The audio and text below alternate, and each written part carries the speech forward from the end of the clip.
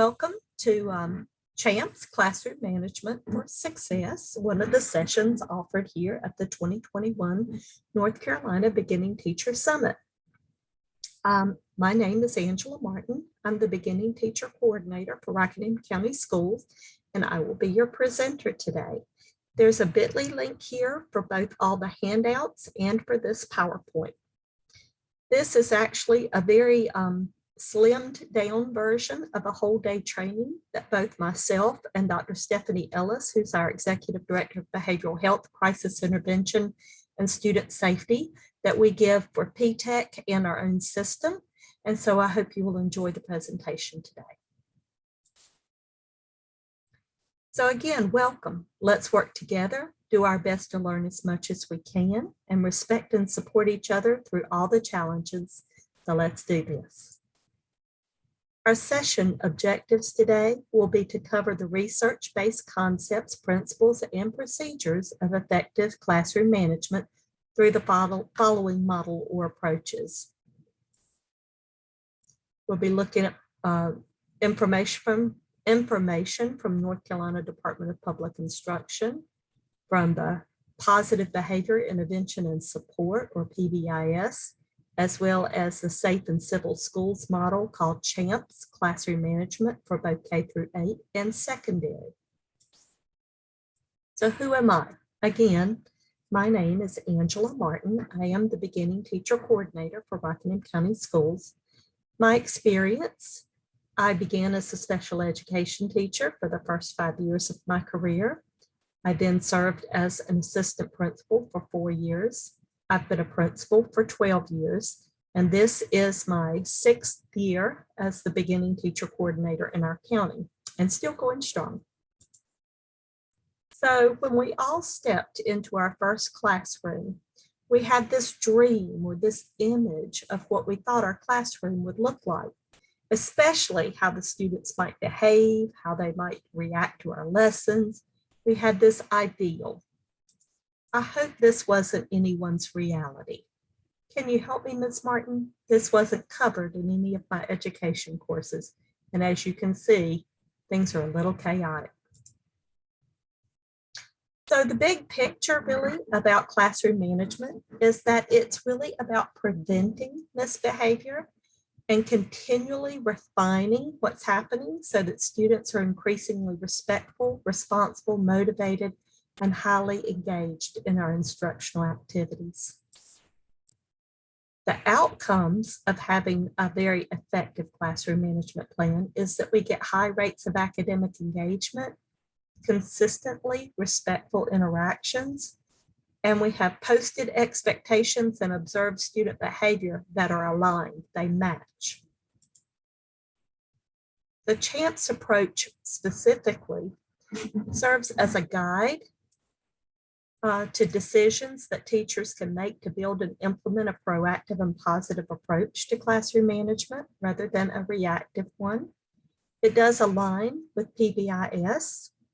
It is a process of continuous improvement and establishes a common language so that we can speak about behavior among our staff with great understanding. It is proactive in the way that it focuses on preventing problems instead of being reactive and constantly having to deal with problems. Now, that's not to say you won't have to deal with problems. However, if you put in those preventative measures such as organization and routines and procedures, collecting your data and analyzing your data on management and behavior issues in your classroom, you will help create an environment where you will have to deal less with behavior. Positive means that you're going to build really positive collaborative relationships with your students, and you're going to provide them with very positive feedback on ways that they can improve that will enhance their motivation and their performance. Instructional means that effective teachers directly teach the expectations they want their students to have at the beginning of the year. They review those expectations as often as necessary, and they always treat misbehavior as an opportunity to teach replacement behaviors. So the facts and the truth, CHAMPS is really not about changing student behavior as changing your own. When you can change your own behavior, you change how others respond to you. So let's talk about the word stoic. Stoic is an adjective meaning tending to remain unemotional, especially showing admirable patience and endurance in the face of adversity. This word is important because CHAMPS uses the adjective stoic to talk about the 5 key variables in a behavior management plan that research has shown are crucial from the prevention and intervention perspective instead of relying on reactive punitive methods. So what are these 5 key variables? Well, they're stoic. S, the structure of your environment has to be set up for success. You have to teach your expectations. You have to observe, monitor, supervise. You have to have positive interactions by building relationships and providing positive feedback. And you have to correct fluently, calmly, consistently, immediately, and respectfully. Everywhere you see a starburst with a red link, you will be able to go to the Handouts section in this PowerPoint to look for this particular handout. This is a great one-page simple checklist that can be used to sort of rate yourself, yes or no, on the elements under each category of stoic that are critical so that you can say, yes, I have it in place, or no, I do not. And then, of course, make some comments to help yourself move forward. A complete behavior support plan will be integrated or aligned with your school-wide PBIS plan. It will have effective classroom management components. And you may also, in addition to your classroom management plan, have to have behavior supports for some individual students. We're going to talk a little bit more about that later. So let's begin with the end in mind. What do we want that dream classroom to look like? This is what the CHAMPS behavior management plan looks like. And after this presentation, you might would like to print this out, go back through the PowerPoint, make some notes about the critical elements under each, so that you can make sure that you have thought about all the components that are necessary. Here's page 1 and page 2. So let's talk about our 5 components. Component 1, structure. 2, expectations. 3, observing. 4, building those relationships. And 5, how to correct fluently. Now, I'm not separating these out so much through the rest of the PowerPoint because a lot of this goes hand in hand. So you would take your notes as we go along and decide where they go on your behavior management plan. So this is never your classroom, right? Look, we have a lot going on in this classroom. So structure is very important to address behavior in your classroom. The purpose of your space should have clearly defined spaces. Your seating arrangements should dictate the kind of social interactions you want to have taking place in your classroom. And effective arrangements will permit orderly movement, should minimize distractions, and make efficient use of your available space. So what is the function of space? It might be for any of these things. If you are someone who maybe does a lot of large whole group activities, your arrangement will look very different from someone who does a lot of small group activities or center work. So I'm not going to read these to you. However, you need to think about the functions of the space in your classroom and determine what the best setup would be to make sure that that is orderly.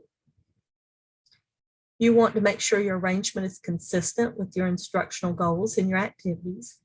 You want to make sure you keep high traffic areas free of congestion.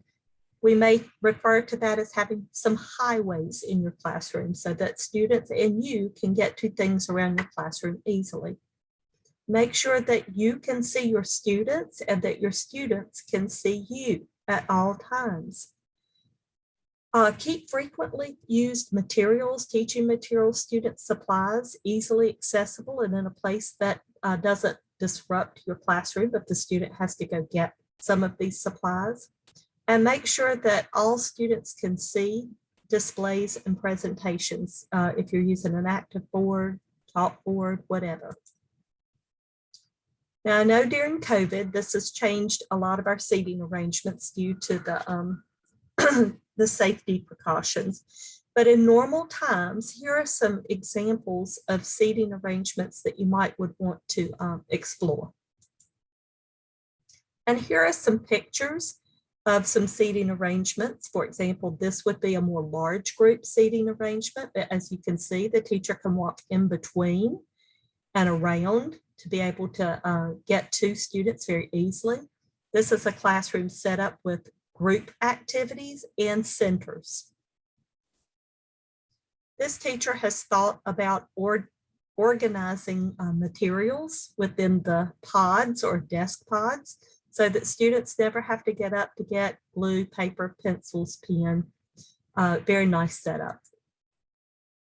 We recommend always having an individualized workstation. There are times that students need to be by themselves, particularly if you have your room set up with group work. There may be days a student needs some independent time. And making sure that you've thought about your centers and how you're going to organize it so that students know where they are to go during their center rotations during the day. Of course, it doesn't have to look this fancy. It can be a chart. However, you need to have it organized. So let's talk a little bit about building relationships. It's also a large part of your classroom management plan. And there's a nice little book, a resource called Do You Know Enough About Me to Teach Me by Stephen Peters, if you're interested in a good read.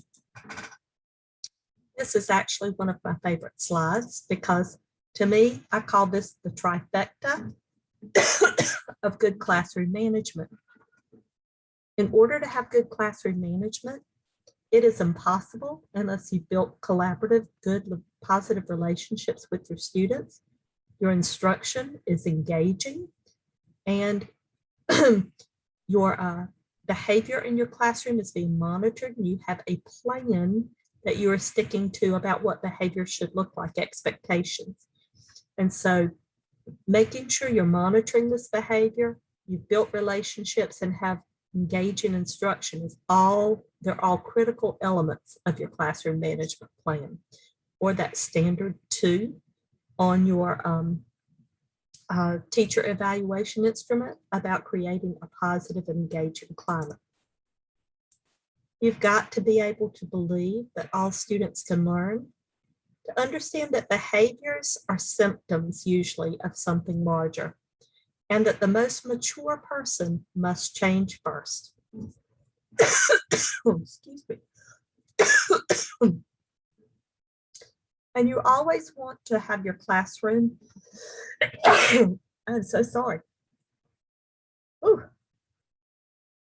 You always want to make sure that with students, you are making more deposits than you are withdrawals with your interactions. You want to treat students with warmth, be genuine.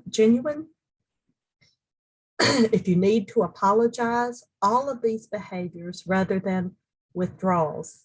There's no place for aloofness and sarcasm, for you violating your own expectations, for judging students, and for just creating that environment of non-trust.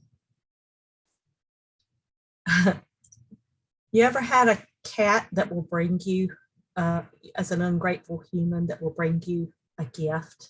I have a cat that brings me lots of gifts. I don't always appreciate my cat's gifts, but in your classroom, you're going to have students that bring you gifts. You're going to have a class clown, a know-it-all, an oversharer, a little bossy tattling child. You first must show appreciation for this gift. These are not always bad qualities. They may be qualities that really help them go far in life. But we are going to work on when and where we use our gift and teach an alternative behavior that's not disruptive while still valuing the gift. We as adults, when we do that, need to be very careful that we're minding our tone. There are 3 different tones we often talk about. The parent voice, which is very judgmental, authoritarian, and in control. That child voice, which might be whiny or petulant or wants to avoid responsibility, won't commit. And then the adult voice that's rational, authoritative, wants to get things accomplished. In your classroom, we want to use that calm, authoritative teacher voice. There's only a few times where we might need to use that parent voice, and that might be when someone, when there's immediate danger, when there's someone about to hurt someone else. We never, ever, ever, however, want to administer discipline using that parent voice. We always want to be able to use our adult voice, the calm, rational, get things done voice. I love this quote. If yelling worked, the kids from the loudest families would be the best behaved. We know it doesn't work, so we shouldn't use it. There are 4 reasons that students misbehave. They either don't respect you, they think you don't like them or don't respect them, you're unclear or you're inconsistent, or they may be bored. And so you have to really think about those and what applies to the students in your classroom. A little psychology here, and that is stress makes you stupid and hostile. A quick way to really think about the way your brain works. We have a stressor, and it goes, when we are stressed, it goes immediately to our amygdala, which is our fight or flight, which automatically pumps adrenaline and cortisol into our bloodstream and diverts all that blood from our brain to the muscles that might need to either fight or flee, which lowers our immunity and makes us make decisions based on our emotions, not our rational thinking brain, our frontal lobe. So we may have temporary memory loss. You may see students that get sick more often and have more absenteeism or make poor decisions in those split times of stress. But fun makes you smart. When we are not stressed, we're not feeling threatened, we're not feeling like we need to fight or flee, then our heart pumps out lots of blood, we get good respiration, and our brain releases dopamine, which is that neurotransmitter that kind of is a calming effect. Our brain is nourished, so we have increased mental and physical energy. We create more brain cells and reduce stress, which builds our working memory. So remember, stress makes us stupid. No stress, fun, and laughter makes us smart. So we want our classrooms to be stress-free. In order to build a good relationship with your students, you must always start with building a good relationship with parents. I would advise you at the beginning of the year to immediately make introductory phone calls to every parent and guardian, form an alliance, and make deposits into the parent's account. Let them know that you are a partner, that you're there to support them, and that you want and love and will respect their child. Never use a parent voice with a parent.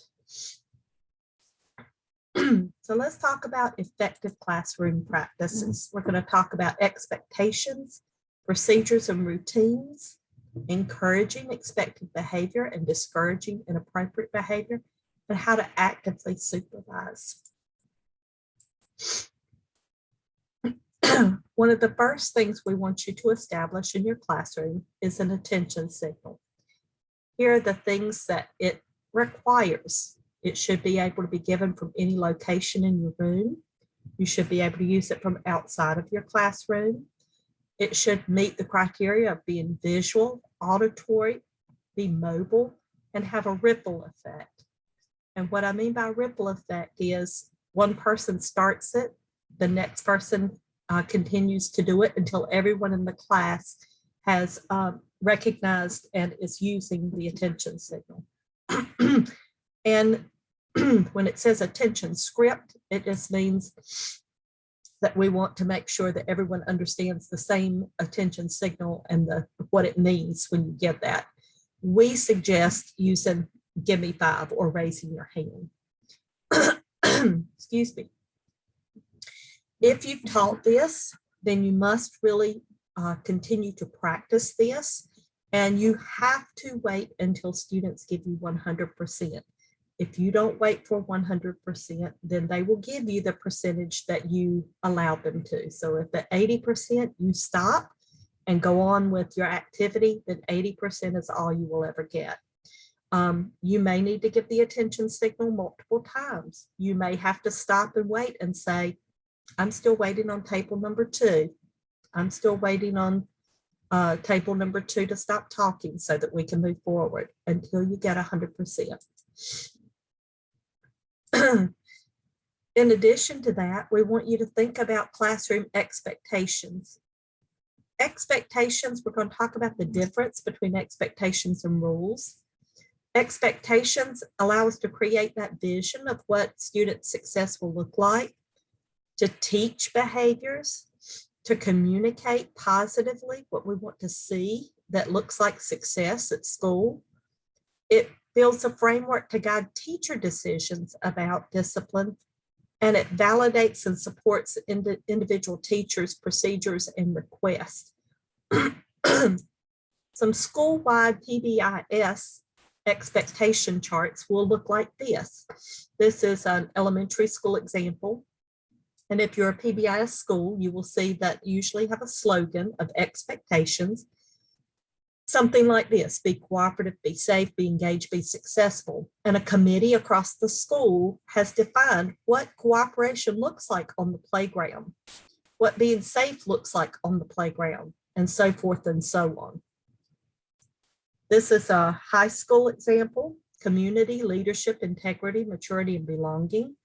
And they have defined very simply what those words would look like in the hallway, cafeteria, restrooms, buses, etc.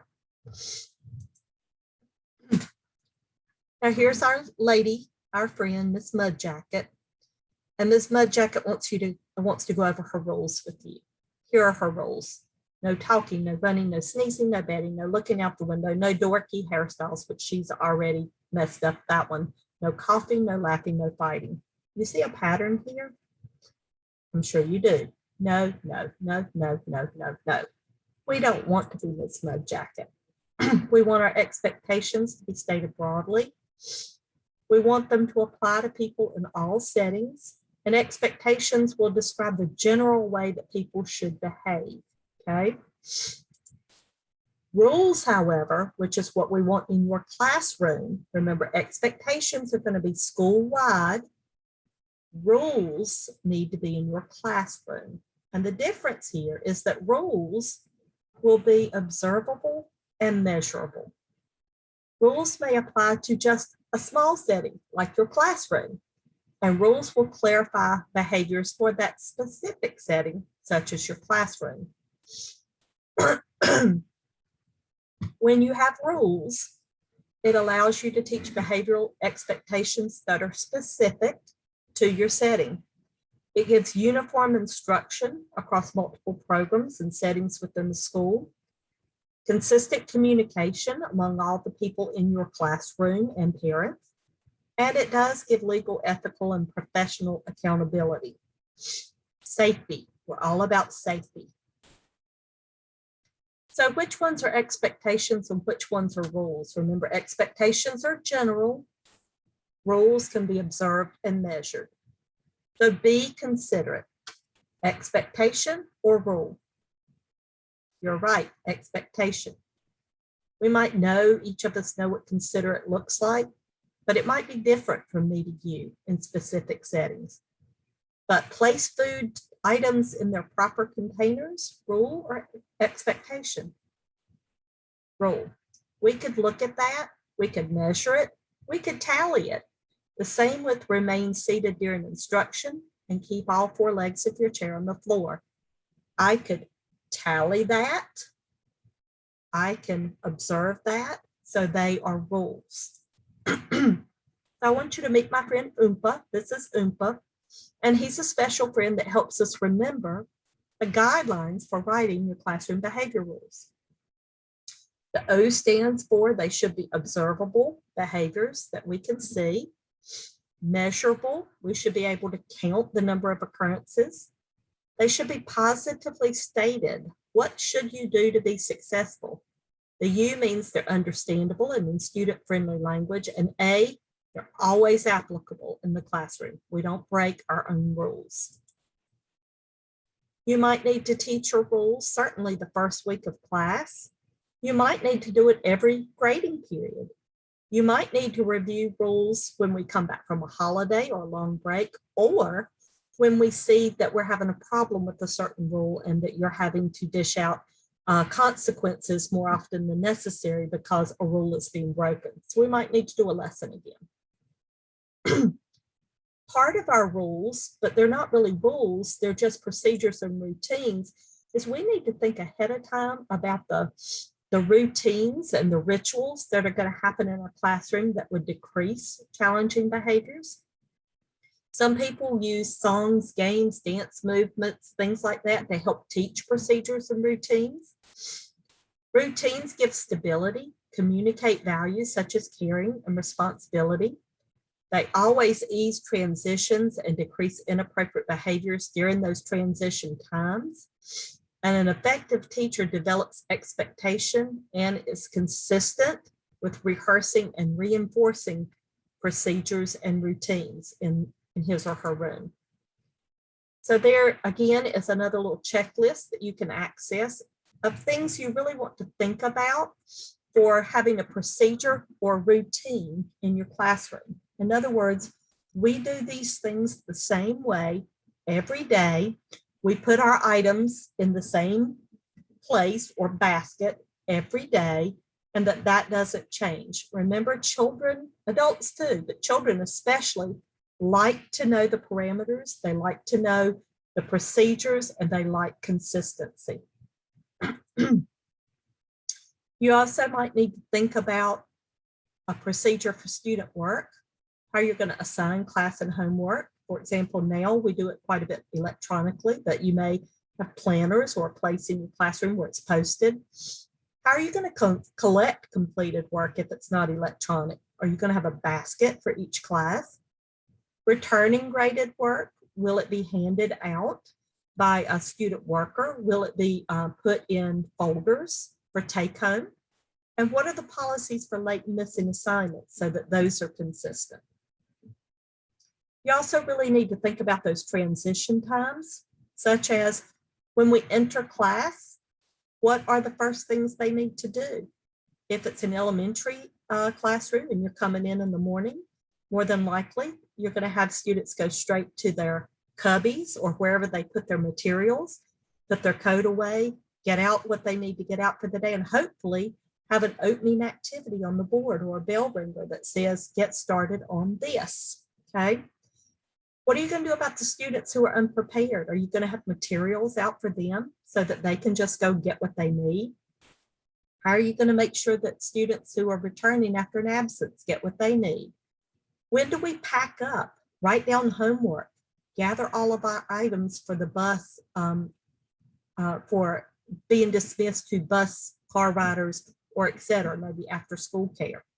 So we've got to think proactively about all of these transition times and go ahead and have rules and procedures and expectations in place for that. Encouragement. Rules alone or expectations alone are not sufficient for a really effective research-based classroom management plan. Encouraging is similar to encouraging academic behavior. We want to provide positive feedback. Encouraging positive behavior motivates students and helps them initially learn the expected behavior and helps them maintain it. And it's essential to changing student behavior and creating a positive school environment. Now you can call encouragement anything you like. Many people use acknowledgement, encouragement, recognition, reinforcement, rewards, positive feedback, praise, or teacher approval. I like to call it acknowledgement because I feel like that's the more appropriate term for the way it should be used. And there are 4 things we're going to talk about when it comes to acknowledgement. Adult detention, there are 2 different types. How to give effective positive feedback, how to use a reinforcement system, and what the menu of that reinforcement system should contain. So first, let's talk about adult detention and behavior. We want to make sure our adult detention is not reinforcing a behavior. So there's always a condition or circumstance, or called an antecedent, that alters the probability of a behavior occurring. Then there's the behavior, what the student does, and then of course there's a consequence. Now consequences can be positive or negative, but let's put this in the context of, we have a student who's a very wiggly student. They cannot stay seated, okay? Maybe, and that's of course the behavior, but let's say maybe they get extra wiggly. The antecedent here is we're about to do a writing activity, and this student dislikes writing a great deal. So they become so wiggly that it's disruptive. And then as a result, you are walking over going, you need to sit still and get started. You need to, don't wiggle. So if the student is wanting attention for that behavior, then by you addressing it, you just reinforced the wiggly behavior because they are getting the attention that they want from that behavior. So let's talk about the power of your attention. There are 2 types, non-contingent and contingent. Non-contingent is talking about just regular attention, like greetings, proximity, smiles, conversations, having jobs in the classroom.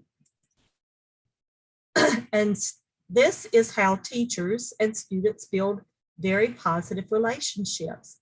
That non-contingent attention. How are you doing today? What did you do last night? Did you and your family go to the ball game? You know, I know you play ball. How did you win your game? That's the type of attention that helps build positive relationships.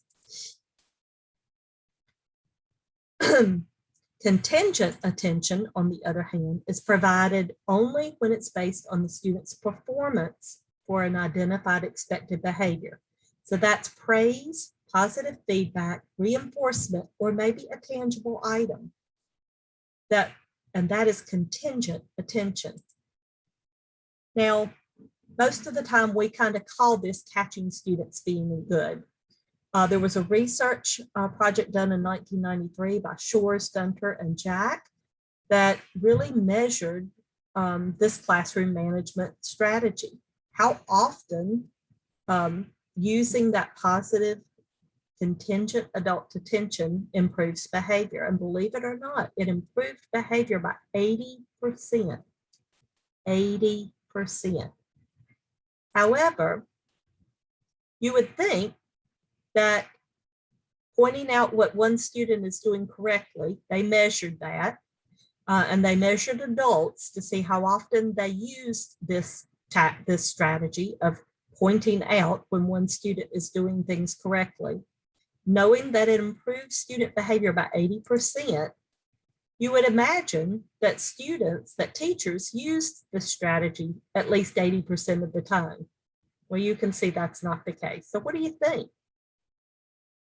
Put a percentage in your mind. We know it's not 80. Is it 50? Nope. 1.44%. Teachers used this strategy 1.44% of the time. Now, if you have an intervention that improves behavior by 80% and we only use it 1.44% of the time, there's something wrong there.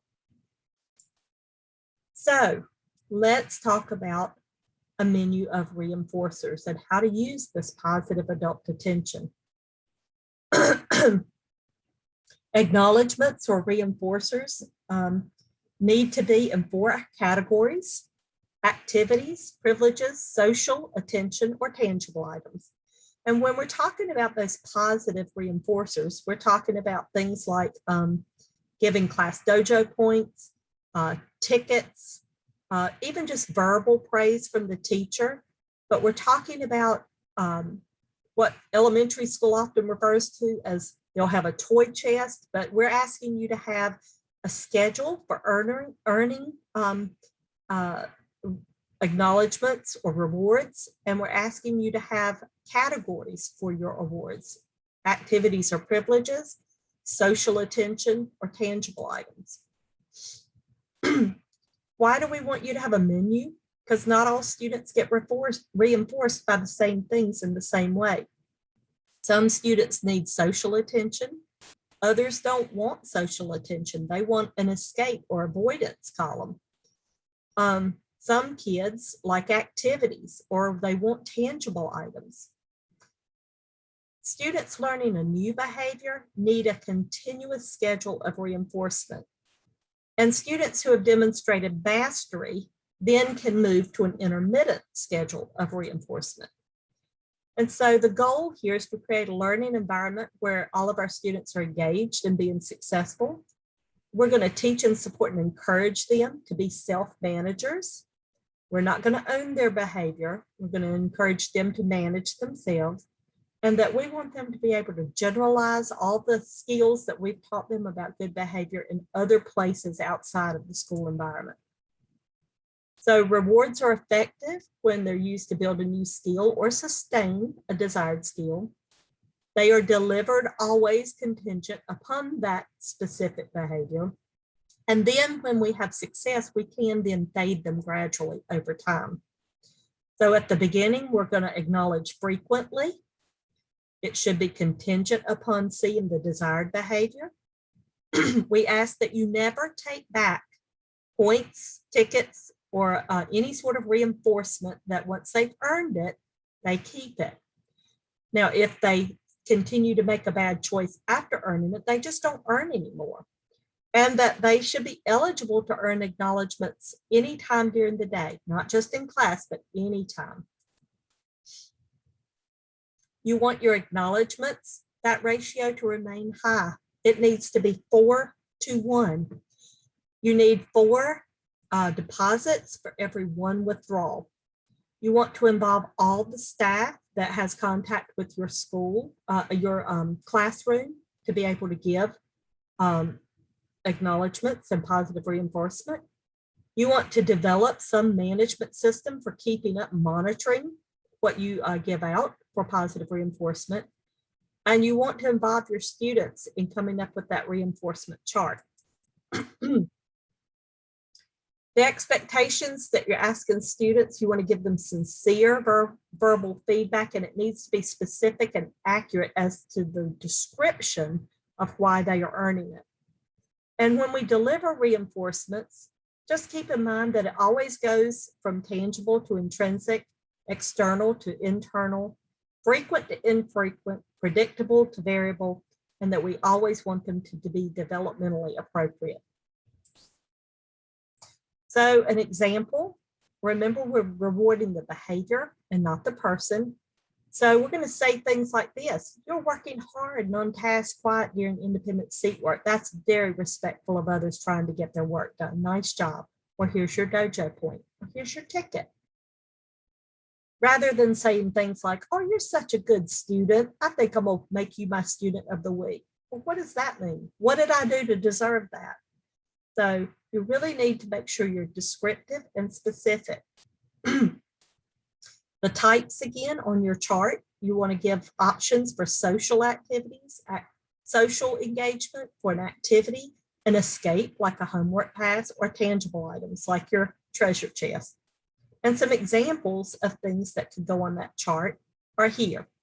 You can also give your students a reinforcement survey to find out what they like, so that helps you build your chart. So let's talk about defining problem behavior. Keep in mind that if you have to send students to an administrator, It usually takes on average about 25 minutes for an administrator to get to the bottom of whatever has happened. And if you have that student going to the office quite often, think about the instructional time that's being lost with that student and how much interrupted time that puts in your classroom as well. So you really need to understand what major discipline incidences are by your county's behavior plan.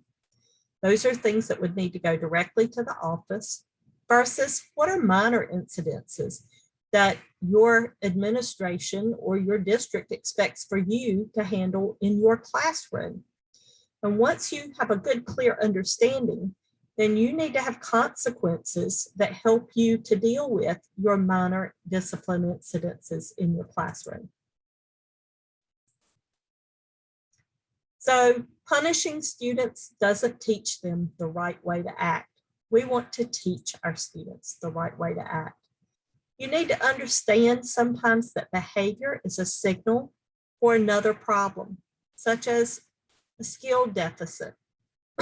Maybe that student has had insufficient opportunities to learn and practice an expected behavior. Maybe that's not a behavior that they have been taught before.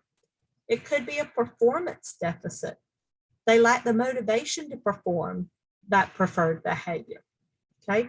Or it could be a skill deficit. Maybe they really need to be taught that expected behavior several times, specifically, directly, before they are able to perform it. The word discipline in itself talks about teaching, not about correcting. So when we discipline, we want to teach. So when inappropriate behavior occurs, we want to think about the setting, what those antecedent events are, and then ask ourselves, do we have clear expectations? Have we thoroughly taught those? And are we consistently using strategies to encourage desired behaviors? The best defense is always a great offense. Remember, prevention is the key. Just like we teach academics, the same ineffective strategies surround by consequences, just deeming out consequences in the past hasn't worked. We're not teaching a replacement behavior. We might be inconsistent. It might have been a poor match for the behavior. The student is getting attention or getting escape from a task or being able to avoid. And so sometimes consequences are very ineffective. Teaching, however, is not. So some strategies to address minor inappropriate behavior. Unfortunately, the single most commonly used but least effective method for addressing undesirable behavior is to verbally scold and berate a student. High rates of teacher attention to inappropriate behavior is prevalent, unfortunately, in our schools.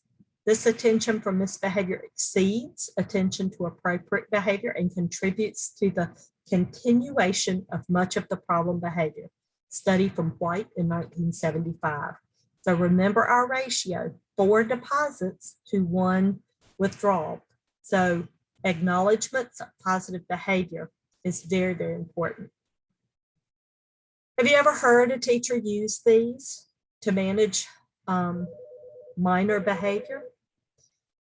I have. In fact, I could say, unfortunately, I may have even used these at some point in my career when I was just frustrated and wasn't using my own strategies at the time. So we want to stay away from comments like this and instead be consistent, have active supervision, stay calm with an immediate response, be specific, yet brief, then disengage. In other words, we're going to go say, I need you to make a good choice. You can do this or this, and we're going to walk away. We're going to be quiet, have respectful contact with the students, and use refocus or redirection strategies as often as possible. Some things to keep in mind that help minor behavior is using proximity, walking over to the table that's being chatty while we're teaching. Never stop teaching. is walk over and lay our hand on the shoulder of maybe the person that's doing most of the speaking. We might have a signal where we do our hand for give me 5, or look at someone and go, if you have taught voice levels in your classroom, you can give a 1, 2, 3, whatever voice level you need them to be at. We also need to keep in mind that there are times we need to ignore problem behavior, yet praise another student who is exhibiting the appropriate behavior, who's nearby, and give them contingent adult attention so that the student that we are ignoring gets the message. I have also found these 3 statements to be very helpful in getting students to take responsibility. And all you need to do when you see something happening is just say, what are you doing? What should you be doing? And then show me, okay? Very often that will address the problem very quickly. Behavioral corrections need to be teaching moments as well. So instead of don't touch so-and-so, you're going to say, by touching your neighbor, it tells me that we might need to review where you're seated. Instead of take your hands off the wall, we're going to say, by putting your hands on the wall, it tells me that we need to review the hallway expectations again. We need to teach that skill over again. We're still giving the student something to think about, but we're also recognizing that there may need to be an action, such as a lesson taught or a seating change, to help correct that behavior. So again, we're going to use some redirection, reteach. Student conferences are important. So I do want to talk quickly about student conferences. Make sure if you're having an issue with a student and you need to pull that student aside, that conference needs to go be done in private. It needs to match the frequency and the severity of the behavior. And I'll get to the conference again in a second. My slides are a little out of order.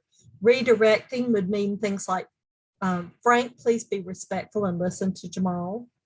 Right now, we are all being safe, sitting crisscross, we say crisscross applesauce. If you need to share a thought, Tim, you need to be respectful and raise your hand. Providing choice. So you can work here at your seat quietly without talking to neighbors, or you can go work in the independent section, okay? And then back to the student conference. Student conferences, again, need to be done in private and need to be out of concern, especially if this is a student that maybe this behavior is out of the ordinary. So that conference needs to go more about, can you talk to me about what's going on? Why were you disrespectful? Is there something I need to know?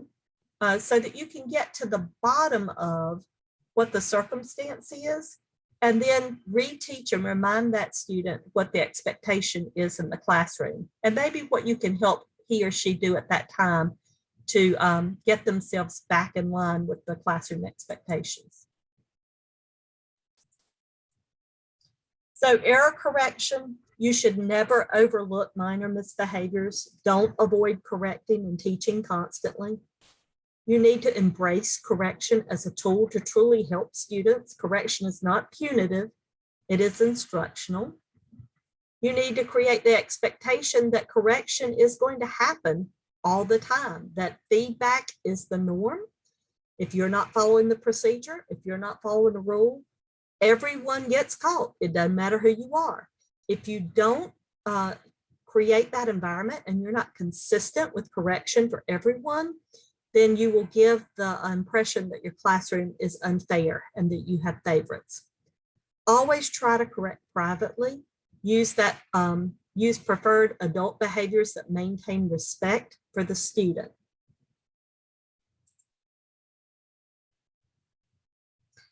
Okay, considerations continued. When the student demonstrates the desired behavior, we always want to give that positive adult feedback, that contingent adult feedback. We want to always use the strategy that is the least intrusive for that behavior and its frequency or severity. When inappropriate behavior occurs, we want to increase the teaching, the lessons, and the rates of encouragement. So we want to increase catching that student doing the appropriate thing more often. And when needed, we want to pair an instructional error correction strategy with an additional consequence. Just because we're using acknowledgements does not mean that we are not going to have consequences. We are still going to have consequences, and we may need to give that error correction or a lesson in addition to a silent lunch, a directed recess, a parent phone call home, whatever's needed. You want to have some method to keep up with your classroom consequences. It can be something as simple as a Google form that you would fill out when you have a problem. I think oftentimes just having a clipboard with your students' names and Monday, Tuesday, Wednesday, Thursday, Friday, where you can have a key for yourself that I've given a warning, a silent lunch, parent contact, or whatever has happened during that day for each student. Then you can take that and transfer it to either a Google form, or I think the simplest way often is just to have a notebook with A through Z dividers and plain paper. And that way you can date it and write down what the problem was that day. And when you make a parent phone call, you can write your notes and keep just a running log of your contacts, your issues and your contacts for students. You can do behavior report cards. Those of you who use Class Dojo, that is a great way to keep up with the points and to be in contact with your parents. It's a super tool. Again, a Google document can work this way as well. And you do want to be able to track behavior. You want to be able to tally or keep up with the frequency of behavior so that you can monitor, particularly for some of your more troublesome issues in your classroom, that you can monitor whether things are getting better or not improving. You need to be able to change things and tighten your procedures if things are not improving. But when everyone handles infractions with consistent feedback, students learn that what happens when they misbehave is procedure and it's not personal, okay? There are times, remember, with a behavior plan, we're talking about that it should work for the core of your classroom, about 80% of your students. There will be some students that need individualized plans, and you need to work with your school psychologist and your school counselor for those students. Keep in mind too that brain breaks are very, very important to help students keep their brain actively engaged. So we encourage brain breaks as part of a really good classroom management plan. And reflection is always very important. There are some tools in your toolkit for reflection. And so anytime that anything in your classroom is not working the way that you need it to, you really need to take some time and use some of the tools to reflect. Make sure you've got the research-based elements in place, and make sure that there's not something that remember, the most mature person first needs to change. So we need to really reflect on, are we handling it appropriately? Are we somehow not acknowledging the appropriate behavior in the way that we should? Or do we need to reteach some lessons to help students have a refresher on whatever the issue is that's happening? Again, remember, this trifecta is so important. Good behavior, good relationships, good instruction should be a part of your classroom management plan, and will keep your classroom environment, that standard 2, at accomplished and distinguished. So every teacher has a tough class. It's part of the journey. The goal is not to get the good class. The goal is to grow and cultivate the good class.